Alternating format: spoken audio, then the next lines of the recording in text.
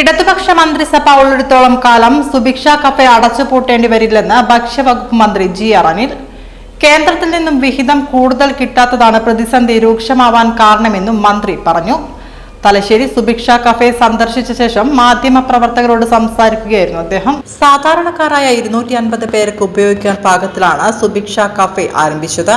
എന്നാൽ ഇപ്പോൾ ഒരു ഹോട്ടൽ മാതൃകയിൽ 600ഓളം പേരാണ് കഫേയിൽ നിന്നും ഭക്ഷണം കഴിക്കുന്നതെന്നും മന്ത്രി പറഞ്ഞു. സുഭിക്ഷ എന്ന വാക്കിന്റെ അത് അന്വർത്ഥമാക്കുന്ന രീതിയാണ് ഈ തലശ്ശേരി കണ്ടത്. ഇത്രയും വിപുലമായ രീതിയിലല്ല ഗവൺമെന്റ് ഉദ്ദേശിച്ചത്.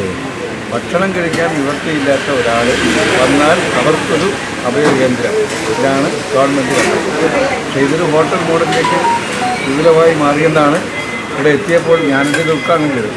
ഇവിടെ എത്തിയപ്പോൾ എനിക്കിപ്പോൾ ബോധ്യമാകുന്നത്. കാരണം ആളുകളെല്ലാം സ്വീകരിച്ചു, സമൂഹം ഒന്നാകെ സ്വീകരിക്കുന്ന ഒരു കടയായി മാറി. ഒരു സാധാരണ ഹോട്ടൽ എങ്ങനെയാണോ ആളുകൾ സ്വീകരിക്കുന്നത്, അതിൽ നിന്ന് എന്തൊക്കെയാണോ പ്രതീക്ഷിക്കുന്നത്, അതുപോലെ രീതിയിലേക്ക് മാറി. അപ്പോൾ സ്വാഭാവികമായും ഞാൻ ചോദിച്ചു അരിയുടെ കാര്യം.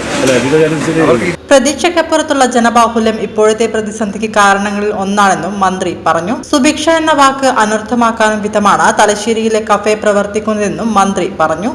ശനിയാഴ്ച ഉച്ചയോടെ കഫേയിലെത്തിയ മന്ത്രിയും സ്റ്റാഫ് അംഗങ്ങളും ഭക്ഷണം കഴിച്ചു. ഭക്ഷണത്തെക്കുറിച്ച് പൂർണ്ണ തൃപ്തിയാണ് മന്ത്രി രേഖപ്പെടുത്തിയത്. CPI local secretary advocate KM Sreedharan, A Valsalan, Thalassery നഗരസഭാ കൗൺസിലർ ഭാർഗവൻ, കതിരൂർ പഞ്ചായത്ത് അംഗം A വിപിൻ, മിഥുൻ എന്നിവരും മന്ത്രിക്കൊപ്പം ഉണ്ടായിരുന്നു. തലശ്ശേരി സപ്ലൈകോ ഓഫീസിലും മന്ത്രി സന്ദർശിച്ചു.